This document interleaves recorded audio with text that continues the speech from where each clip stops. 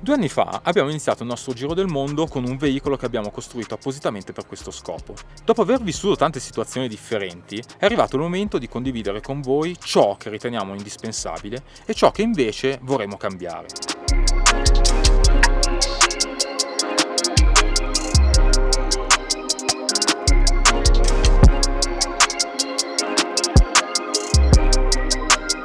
Iniziamo questo elenco mostrandovi quella che è la soluzione che più di tutte abbiamo trovato utile al fine di garantirci che il nostro camion rimanesse in buone condizioni di efficienza durante tutti i chilometri che abbiamo percorso.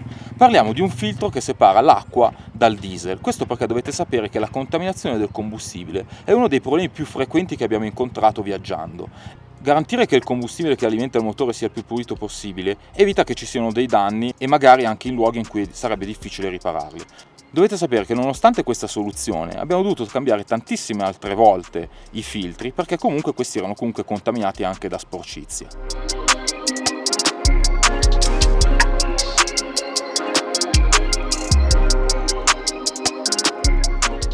Molti potrebbero pensare che un mezzo che ha delle gomme grandi come quelle del nostro camper non fuori mai. In realtà non è così perché tutti siamo soggetti a questo problema. Visitando dei luoghi che possono essere anche molto remoti o dove non si possono trovare un certo tipo di ricambio, come ad esempio la dimensione delle nostre gomme, è molto importante avere 2 ruote di scorta. Infatti a noi è successo molto spesso di forare e addirittura 2 gomme le abbiamo dovute buttare. Fortunatamente ne abbiamo trovata una, veramente per caso, proveniente dalla gara Rally Dakar. Come avete capito, le gomme sono davvero un punto critico del nostro viaggio, ma in realtà lo sono per tutti i veicoli che viaggiano a lungo termine in generale. Per questo, per preservarle il più possibile, abbiamo installato a bordo un sistema TPMS. Come funziona questo sistema? È davvero semplicissimo, si installano 4 piccole valvole su ogni ruota e queste tramite un segnale radio inviano la misurazione della pressione a un computerino di bordo che ha degli allarmi impostati e quindi ti avverte quando la gomma si sta sgonfiando. Gavoni sono uno spazio per noi indispensabile dove stiviamo attrezzi e ricambi. È molto importante che questi siano posizionati all'esterno perché tutta questa roba deve essere facilmente accessibile in qualsiasi situazione. Vi dirò che questo è uno spazio che per noi non è addirittura sufficiente, ci piacerebbe averne ancora di più a disposizione. Isolamento, chiaramente una componente importantissima e a cui avevamo dedicato davvero tanto tempo in fase di progettazione del nostro camper. Abbiamo deciso di sviluppare una cellula con delle pareti davvero molto spesse, con della fibra di vetro e dell'isolante che per un totale di 6,5 cm e soprattutto abbiamo utilizzato delle finestre con un doppio vetro simili a quelle che si usano a casa ma in realtà costruite specificatamente per il mondo dell'automotive e che ci consentono di sopravvivere, tra virgolette, in condizioni climatiche davvero molto diverse tra loro. Il secondo veicolo, per noi in questo caso la moto, ma in realtà potrebbe essere qualsiasi altra cosa con un minimo di motore che ti consenta un po' di autonomia. È molto importante perché ti consente di muoverti agevolmente nei centri abitati, ad esempio per noi quando andiamo a fare la spesa nelle grandi città, ma anche come veicolo d'assistenza nel caso in cui in aree molto remote il camion sia in panne e questo può essere utilizzato per raggiungere aree abitate dove chiedere aiuto. Molto importante per noi è avere il veicolo all'interno. Questo perché, confrontandoci anche con altri viaggiatori, siamo un po' tutti concordi nel dire che averlo all'esterno comporta tantissimi problemi. Tipicamente problemi di usura del veicolo dovuti a intemperie, sporcizia, ma anche tanti problemi dovuti a possibili furti e nelle dogane a tante domande in più che ci si può risparmiare avendolo all'interno.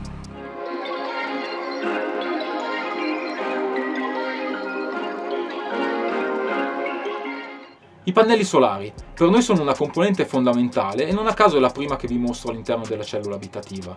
Noi volevamo indipendenza e questo per noi significa non dover per forza andare in area a pagamento per dover ricaricare le batterie. Per quanto riguarda i pannelli solari, ciò che vi possiamo consigliare, che noi abbiamo trovato molto utile, è quello di averli in 2 stringhe separate. Avendo un guasto a una delle 2 stringhe, poter continuare ad utilizzare l'altra per ricaricare le proprie batterie e non rimanere senza energia elettrica.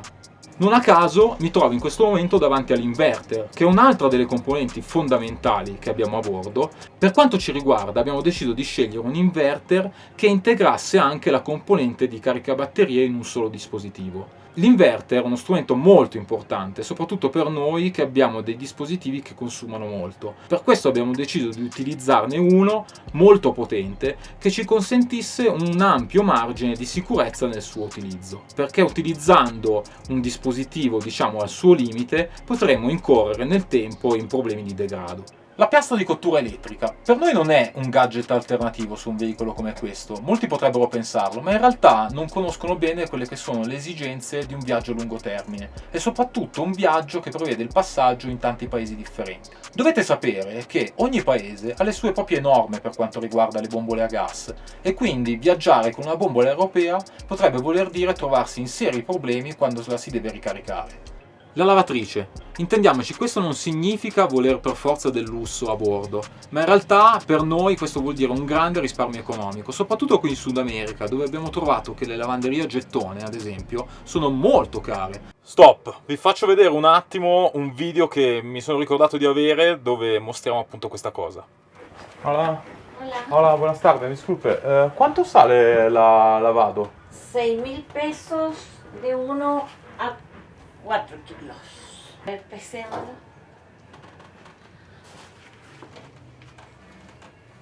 4 3 kilos. kilos 8, casi 4 kilos. Esto sale 6.000 pesos. 6.000 pesos. Esto sale 6.000. Yo lo entrego así en una bolsa. Ok.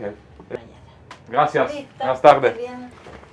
Fate un po' voi il calcolo di quanti soldi abbiamo risparmiato in quasi 2 anni di viaggio. Per noi è molto importante che la lavatrice sia anche un'asciugatrice. Questo perché si viaggia in tante condizioni di meteo differenti e non sempre è possibile stendere i panni fuori. E se arriva il momento che i panni li devi lavare, li devi anche poter asciugare. Un suggerimento che vi possiamo dare nella scelta di una lavatrice da tenere a bordo di un veicolo ricreazionale è quello di verificare che il vapore rilasciato in fase di asciugatura non venga espulso all'esterno, nella cellula abitativa, ma che in realtà entri in ricircolo nel lavaggio. Questo perché se no l'umidità all'interno della cellula diventerebbe troppo elevata. Il frigorifero, ok, questo più o meno ce l'hanno tutti, però per noi è stato molto importante averne uno molto capiente. Soprattutto abbiamo trovato molto utile avere un congelatore molto spazioso. Questo ad esempio ci è servito per surgelare tanti prodotti quando abbiamo trovato delle ottime offerte. Per i camper esistono diversi tipi di frigoriferi, tipicamente ci sono quelli a compressore o quelli trivalenti che funzionano anche con il gas.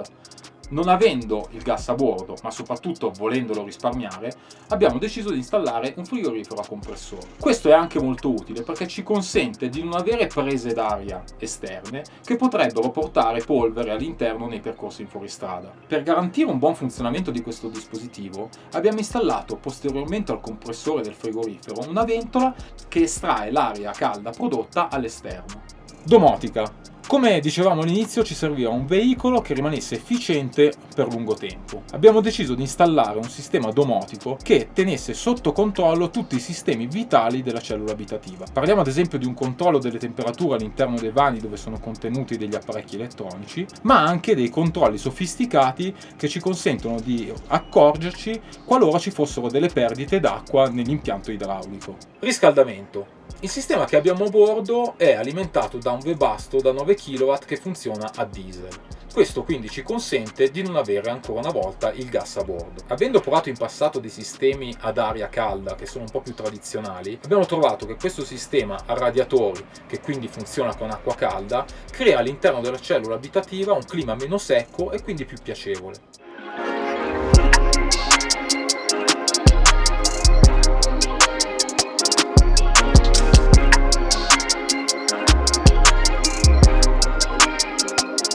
L'acqua è un elemento molto importante e averne una grande riserva è quindi una cosa fondamentale.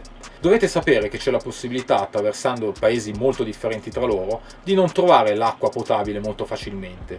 Quindi due cose sono molto importanti per noi: avere un sistema di potabilizzazione abbastanza complesso a bordo che ci consenta di potabilizzare e bere acqua prelevata più o meno da qualsiasi fonte, e soprattutto averne una grande quantità. Recentemente, ad esempio, siamo stati nella foresta amazzonica peruviana.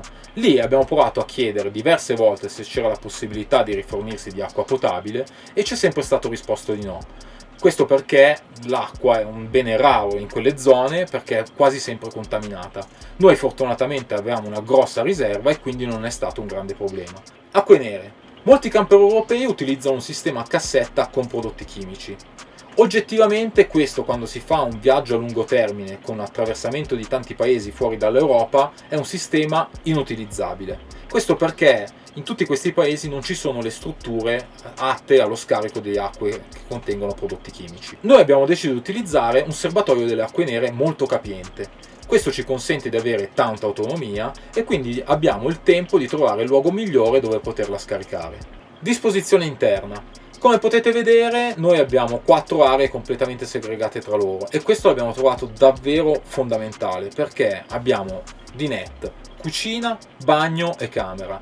Viaggiando in coppia questo ci consente di avere, quando abbiamo qualche esigenza particolare, ognuno dei due i propri spazi. Una cosa molto importante quando si viaggia a lungo termine. Ma vediamo ora le cose che vorremmo cambiare. Accennavamo prima alle gomme, ma anche all'interno abbiamo individuato delle piccole modifiche che pian piano faremo. Facendo un viaggio a lungo termine abbiamo bisogno di portare con noi tanta roba e quindi abbiamo individuato che gli spazi sono davvero fondamentali. Vorremmo infatti sacrificare un pochettino le dimensioni del bagno per ricavare ulteriore spazio per avere più dispensa. Un'altra delle cose che stiamo pensando di fare è magari cambiare la nostra moto per prenderne una leggermente più piccola che ci consenta di stivarla senza smontare la gomma anteriore. Questo renderebbe la fase di scarico della moto più veloce e quindi avremo magari l'occasione di usarla più spesso.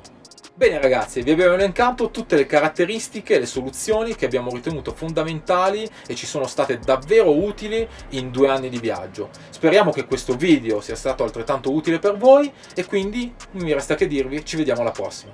Aspetta, però anch'io ho una cosa che ho utilizzato tutti i giorni e non ne posso fare a meno, l'aspirapolvere.